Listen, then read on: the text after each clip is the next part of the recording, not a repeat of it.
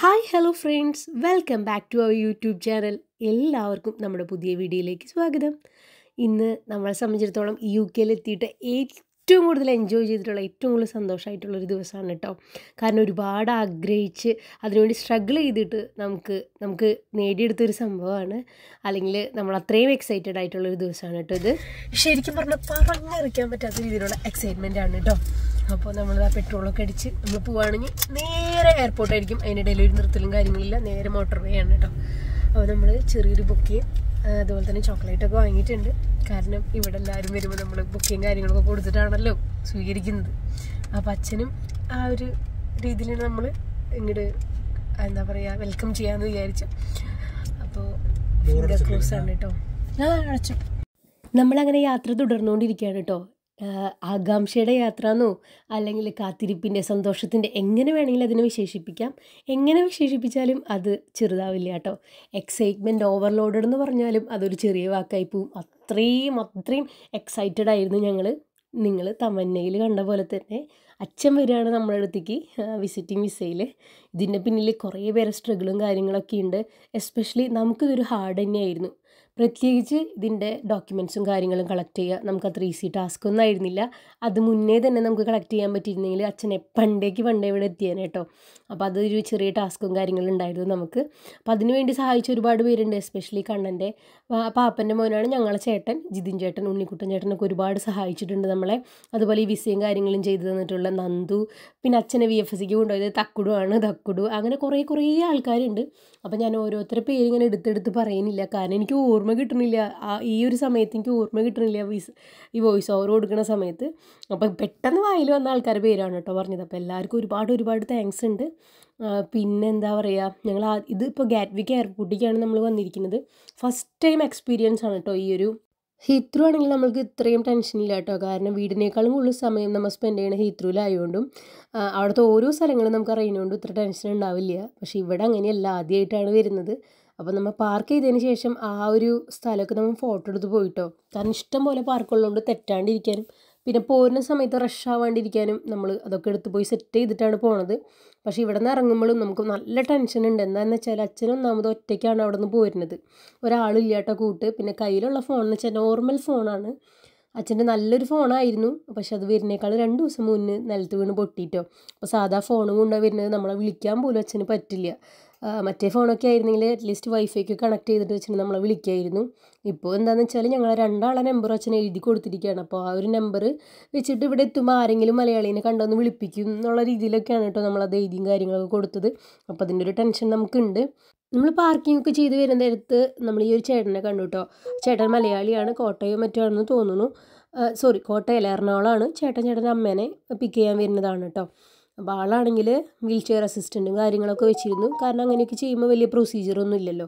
അതായത് നമുക്കതറിയായിരുന്നു. നമ്മളോട് ടിക്കറ്റ് എടുക്കുന്ന സമയത്ത് അവർ ചോദിച്ചിരുന്നു വീൽ ചെയർ വെക്കട്ടെ എന്ന്. പക്ഷെ നമ്മൾ വേണ്ടെന്ന് പറഞ്ഞു. അച്ഛനെ ഇനി അങ്ങനെ വീൽ ചെയറിലൊക്കെ കൊണ്ടുവരുന്ന കാണണ്ടേന്നൊക്കെ വെച്ചിട്ട് നമുക്കെന്തോ ഒരു വിഷമം പോലെ തോന്നി. അപ്പോൾ വേണ്ടാന്ന് വെച്ചു കേട്ടോ. ഞാൻ ആ വീഡിയോയിൽ പറയുന്നത് തന്നെയാണ് കേട്ടോ ഇപ്പോൾ വോയിസ് ഓവർ കൊടുത്തിരിക്കുന്നത്. വീഡിയോയിലാണെങ്കിൽ ബാക്ക്ഗ്രൗണ്ടിൽ ഒച്ചയും ബഹളമൊക്കെ ഉള്ളതുകൊണ്ട് ഞാൻ പറയുന്നത് തിരിയുന്നില്ല. അപ്പം വീണ്ടും എനിക്കത് തന്നെ വോയിസ് ഓവർ കൊടുക്കേണ്ട വന്നതാണ് കേട്ടോ. അച്ഛൻ വന്നിരിക്കുന്നത് എയർ ഇന്ത്യയുടെ ഫ്ലൈറ്റിലാണ്. എയർ ഇന്ത്യയുടെ 149 അച്ഛൻ വന്നത്. കൊച്ചിയിൽ നിന്ന് 1 o'clock ഷാർപ്പ് 1 o'clock അത് അവിടെ നിന്ന് എടുത്തിട്ടുണ്ടായിരുന്നു. ഇവിടെ UK സമയം അനുസരിച്ച് വൈകിട്ട് 6 മണി, ഇന്ത്യൻ സമയപ്രകാരം 12 മണിക്കാണ് അച്ഛനിവിടെ എത്തുന്നത്.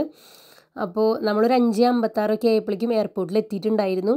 വീട്ടിൽ പോരുന്നേക്കാളും മുന്നേ നമ്മൾ ട്രാക്ക് ചെയ്തപ്പോൾ കാണിച്ചത് 6:07 ലാൻഡിങ് സമയം കാണിച്ചത്.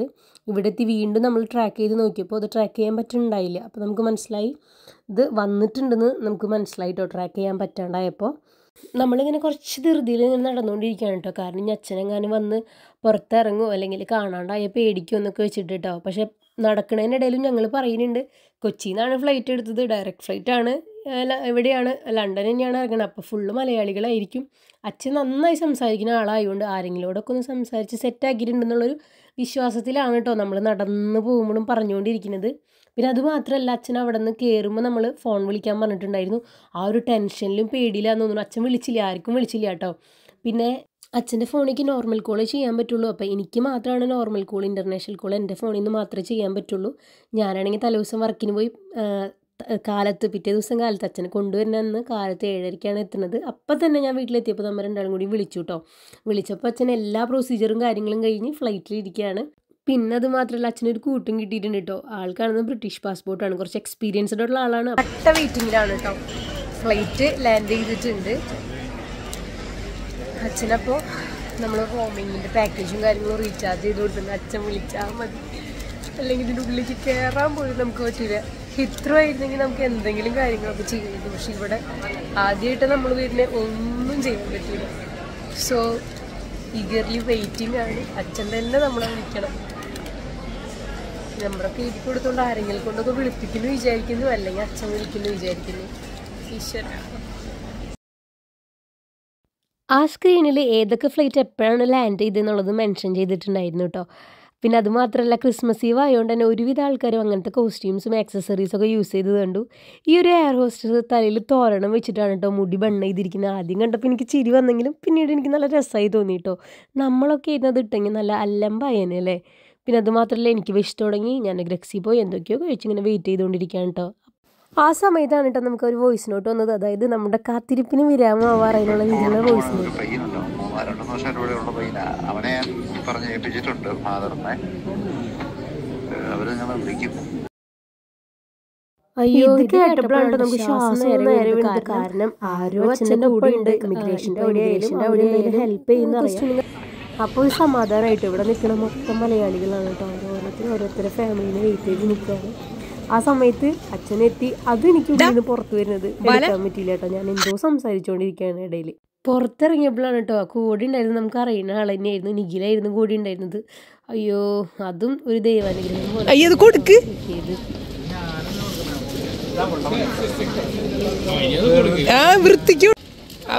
കൊടുക്ക്, മിഠായും കൊടുക്കണ.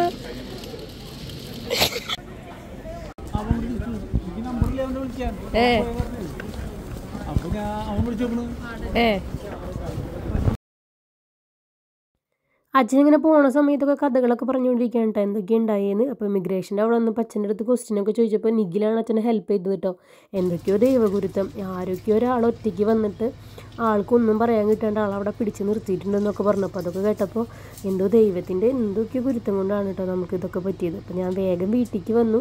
അതിന് മുന്നേ തന്നെ ഞാൻ പോകുമ്പോൾ ഇവിടെ നിന്ന് ഫ്ലാസ്കിൽ ചുക്ക് കാപ്പിയൊക്കെ കൊണ്ടാണ് അച്ഛന് പോയിരുന്നത്. കാരണം ഫ്ലൈറ്റിലെ ഫുഡൊക്കെ എന്തായാലും അച്ഛൻ കഴിച്ചിട്ടുണ്ടാവില്ല എന്ന് എനിക്ക് ഉറപ്പാണ്. പിന്നെ ഒരു തുള്ളി വെള്ളത്തിന് വേണ്ടിയായിരിക്കും നിൽക്കുക, തണുത്ത വെള്ളമൊന്നും കുടിക്കില്ലല്ലോ. അപ്പോൾ അതുകൊണ്ട് കൊണ്ടുപോയിട്ടുണ്ടായിരുന്നു. ഇവിടെ നിന്ന് ചായ വാങ്ങിച്ചു കൊടുക്കാമെന്ന് പറഞ്ഞാൽ അച്ഛൻ അത് പിടിക്കൊന്നുമില്ല. അപ്പോൾ അങ്ങനെയൊക്കെ കൊണ്ടുപോയിട്ടുണ്ടായിരുന്നുണ്ട്. അപ്പോൾ അതുകൊണ്ടൊരു ചെറിയൊരു ആശ്വാസം. പിന്നെ വന്നപ്പോൾ വേഗം പിന്നെ കുക്കിങ്ങിന് കയറി. ചോറ് ഞാൻ വെച്ചിട്ടാണ് പോയിട്ടുണ്ടായിരുന്നത്. കറികളൊന്നും അങ്ങനെ സെറ്റാക്കിയിട്ടുണ്ടായിരുന്നില്ല കേട്ടോ. കാരണം ഞാൻ ഇങ്ങനെ ജോലി കഴിഞ്ഞ് വന്ന് കിടന്ന് ഉറങ്ങി അങ്ങോട്ട് പോയി. ഇവിടെ നിന്ന് പിന്നെ നമ്മൾ പോയപ്പോൾ കുറച്ച് ലേറ്റായിട്ടൊക്കെ ഉണ്ടായി. എനിക്കാ നേരം വൈകി സത്യം പറയാലോ. ഭയങ്കര ക്ഷീണം, ഈ മഞ്ഞൊക്കെ ആകുമ്പോൾ ഭയങ്കര ക്ഷീണമാണ് കേട്ടോ. അപ്പോൾ പിന്നെ വേഗം വന്നത് ആ കറികൾ ഉണ്ടാക്കുകയാണ്. രസം വെച്ചു, അച്ഛന് രസം വേണമെന്ന് പറഞ്ഞു. കാരണം തണവത്ത് രസം കുടിക്കാൻ നല്ലതാണല്ലോ. അപ്പോൾ അതൊക്കെ സെറ്റ് ചെയ്തു. കറികളൊക്കെ അത്യാവശ്യം ഉള്ളതൊക്കെ ആക്കി വെച്ചു. ഇതൊക്കെയായിരുന്നു കേട്ടോ നമ്മളുടെ വിഭവങ്ങൾ എന്ന് പറയുന്നത്.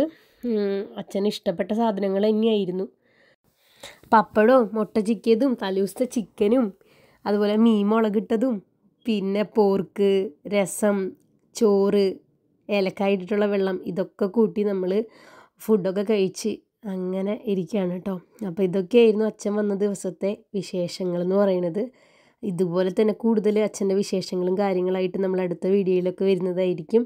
അപ്പോൾ എല്ലാവർക്കും വീഡിയോ ഇഷ്ടപ്പെട്ടിട്ടുണ്ടെങ്കിൽ വീഡിയോ ലൈക്ക് ചെയ്യണം, ഷെയർ ചെയ്യണം, കമൻറ്റ് ചെയ്യണം. അതുമാത്രമല്ല ഇനിയും സബ്സ്ക്രൈബ് ചെയ്യാത്ത ആൾക്കാരാണെങ്കിൽ സബ്സ്ക്രൈബ് ചെയ്യണം.